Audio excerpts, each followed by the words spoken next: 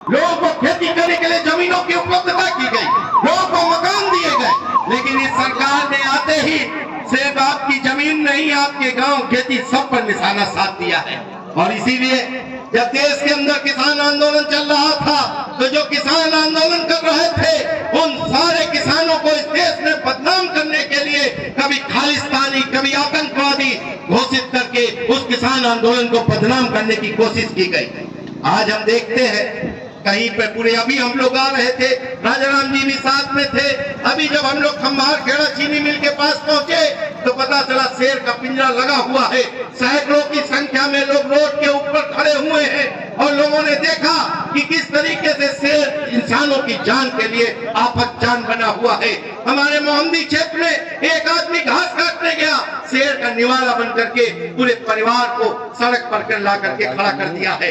अगर हम जंगल के अंदर जाते हैं घास फूस लेने के लिए, छप्पर छावनी के लिए, अगर दलित गरीब पिछड़े जो अकलियत के लोग हैं अगर वहां जाते हैं मजदूर और किसान तो उनके ऊपर मुकदमे लिखे जाते हैं, उन्हें जेल भेजा जाता है। अभी माले के नेता किसान नेता रामदरस सिंह 26 फॉरेस्ट के एक्ट के अंतर्गत जेल के शिक्षों के पीछे बंद कर दिया गया है। लेकिन वही जब किसान के ऊपर शेर का हमला होता है, जानवरों का हमला होता है, भेड़ियों से हमला होता है, ये बोलते हैं कि पड़ोसी देश में घुस जाएंगे, इनसे भेड़िया तो संभाले नहीं समझते, शेर संभाले नहीं समझते हैं और ये बताते हैं पड़ोसी देश में घुस जाएंगे। हम कहना चाहते हैं ये बेलगाम सरकार, इसने जो चौराहे चौराहे पे किसानों की जमीनें और फसलों को बर्बाद करने के लिए, ये जो किसानों की आमदनी दुगनी करने के लिए बात करते थे, इन्होंने एक नई भर्ती निकाली है, सांडों की और गायों की भर्ती निकाल दी। एक तरफ हम लोगों को यहाँ डूब करके मारने की साजिश रची जा रही है, जानवरों को खाने के लिए छोड़ दिया गया है, तो जो बची कुची बाढ़ और कटान से जमीन है उसे सांड और गायों के हवाले कर दिया जा रहा है। हम पूछना चाहते हैं कौन सी नीति है, ये किस किसान के लिए नीति है? आप खाद का दाम बढ़ाते चले जाएंगे, डीजल का दाम बढ़ाते चले जाएंगे, पेट्रोल के दाम बढ़ाते चले जाएंगे, ट्रैक्टर के ऊपर 28% जीएसटी लगा देंगे। ट्रैक्टर से लेकर के जितने भी खेती के संसाधन हैं वो सब जीएसटी के दायरे में है, लेकिन डीजल के ऊपर वेट लगा करके उसे महंगा बना करके किसानों के आम आदमी की जेब को लूटने का काम इस सरकार को करना है। और आप देखिए, हम देखते थे अभी तक पार्ले जी बिस्कुट के बारे में सुनते थे कि उसमें से बिस्कुट निकल रहा है, रेट नहीं घट रहा है।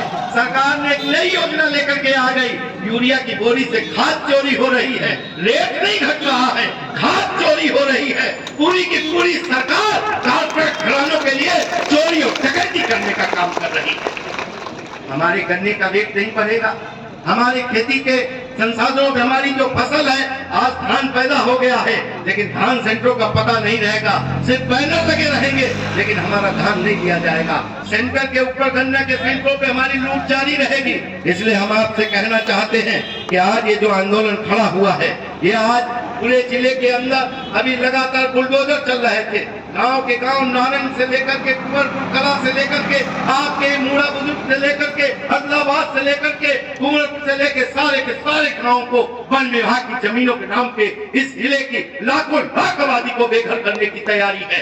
हम पूछना चाहते हैं, इन्हीं गरीब गुरबों से वोट लेकर के, इन्हीं मजदूर किसानों से वोट लेकर के आप सत्ता के अंदर बैठे हुए हो, लेकिन गाँव से आज उन्हीं दलितों पिछड़ों अकलियत के लोगों को, महिलाओं को, बच्चों को आप बेघर करके बंधों के ऊपर धकेलना चाहते हो, सड़क के ऊपर भेजना चाहते हो, उनके हाथ में कटोरा भेजना चाहते हो। हम निश्चित रूप से कहना चाहते हैं ये किसान आंदोलन की ताकत किस तरीके से भाजपा को हाथ करके लाई है, आने वाले दिनों में उत्तर प्रदेश के अंदर इसको साफ करने का काम आप मजदूरों को करना होगा।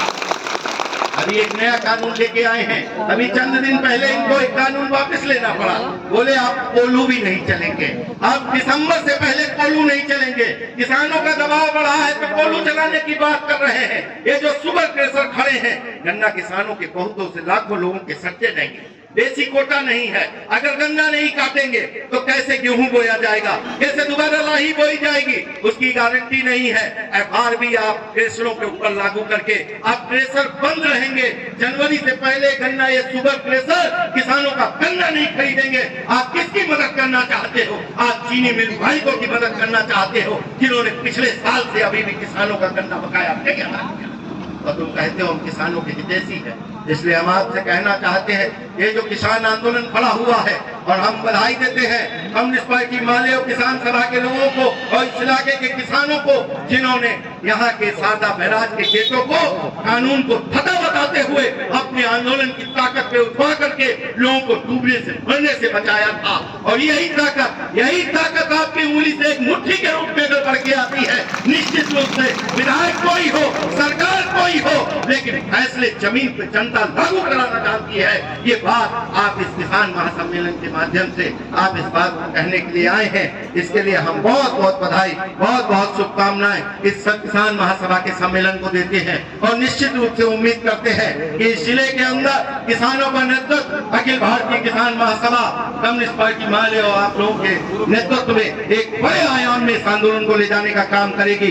इसी के साथ मैं अपनी बात खत्म करता हूँ। बहुत बहुत धन्यवाद। इंकलाब जिंदाबाद, भाकपा माले जिंदाबाद, किसान महासभा जिंदाबाद, किसान महासभा के सभी साथी जिंदाबाद, और किसानों की एकता, किसानों का आंदोलन जिंदाबाद।